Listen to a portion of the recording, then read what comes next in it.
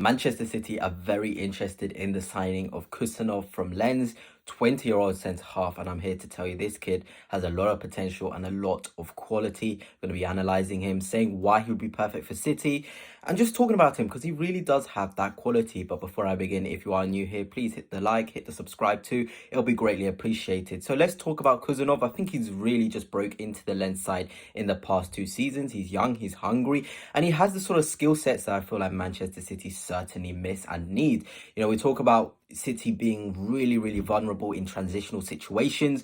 Well, Khusanov is really good in dealing with those transitional situations because he's quick, he's aggressive, and he does know how to track his marker. You know, we talk about Diaz, somebody who is more on that conservative side. He doesn't really have the sort of pace to deal with those wingers which are quick, you know, the Mbeumo's of this league, those pacey Gordons, all of those sort of wingers. You need somebody to be able to cover those spaces at the back, especially with how high up the pitch Manchester City like to play and press. So Khusanov, he normally plays across a back three with Lens, with Danso and Medina next to him. Really good centre-halves in their own right as well.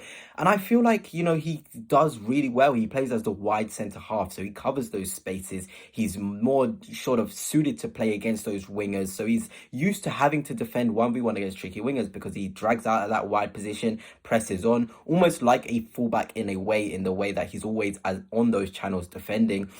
So I feel like he'll be very good in those situations where City have been losing games due to those runs in behind, due to players just being a lot quicker and a lot more aggressive in those attacking situations. Khusanov is also very impressive in the aerial duels. Manchester City, they've kind of lost that physicality that they had, you know, in the past few seasons, maybe due to the injury. So someone like Khusanov, who is quite aggressive, he's in the 73rd percentile in terms of aerial duels won, which is the top 17% of centre-halves. That is very good. It shows that he's happy to be in those duels, he's happy to win those duels, and he's aggressive. You know, Manchester City certainly need a sort of defender who can be on the front foot. They don't have enough of that, you know, especially with Kyle Walker. He used to sort of take the burden off of his centre-halves by how on the front foot he was, how aggressive he was, his pace to be able to deal with the balls from opposition to those wide areas. But since he hasn't been firing, since Rico Lewis has been playing there and he plays inverted, those wide channels, nobody is really adept at defending them very well. But with Khusanov and his aerial duels and his just success in those duels in general,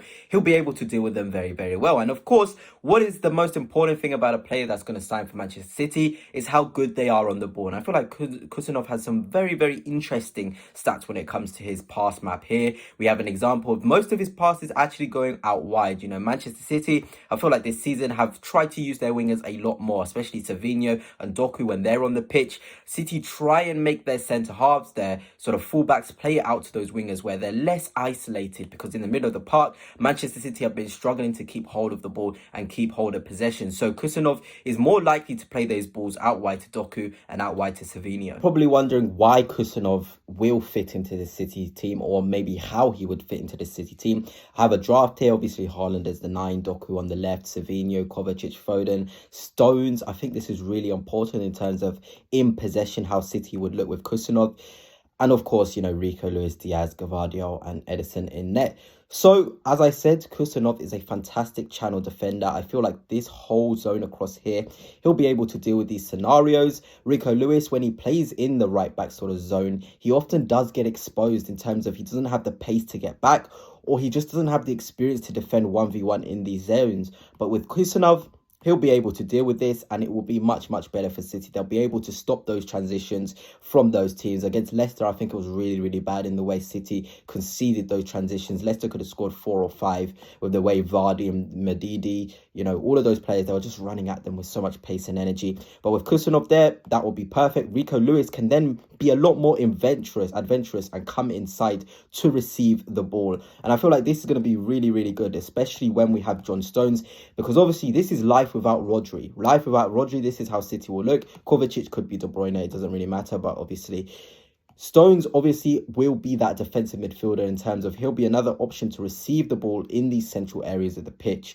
And this is why Khusanov is really key to this way of playing, because Stones won't really be sort of looking over his shoulder and thinking, okay, I need to come in here and cover, because Khusanov can deal with this on his own. So it allows adventure. We've seen City be a lot, not at their worst, but not as clinical in breaking down low blocks and aggressive defensive structures. So Stones adding another number in that midfield, it will be key without those defensive responsibilities. Diaz is a fantastic centre half. Gvardiol, we know that he can deal with these channels to a degree. Probably not the best channel defender, but he can do enough. We know Pep likes him high and wide as well.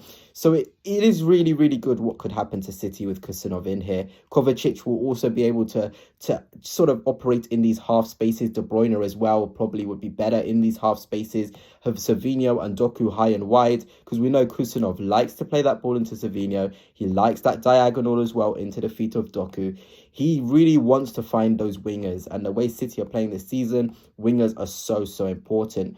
And especially this formation, it will allow Foden to free roam a lot better. He won't have to come and collect from deep as much, because Stones can do that. Rico Lewis will be here to do that. Kovacic can come deep and receive as well. So it allows more numbers in the final third and players closer to Haaland. We see Haaland at his best when people are close to him, whether that is De Bruyne or whether that's Foden. When they're close to each other, City are at their very, very best. It's just about having those numbers higher up the pitch and in the attacking thirds. And I feel like with Khusanov as well, City can play a lot higher. They're playing a lot deeper these days due to the fact that their defence just isn't really there. Due to the injuries, due to the pace at the back line, just due to a lot of factors, City are having to play a lot more deep. But with Khusanov, City are able to push up and squeeze their opponent a lot better due to his pace, his jewels, just his way of playing. At just 20, it's really, really impressive. Do I think he'll come straight into the lineup? Maybe, especially with the way City are playing at the minute and that back line, not able to deal with transitions. He may do, but he might need the time to be bedded in, really. It just depends. Pep Guardiola, we know he likes to take his time with signings, but for me, Khusanov would be perfect for Manchester City.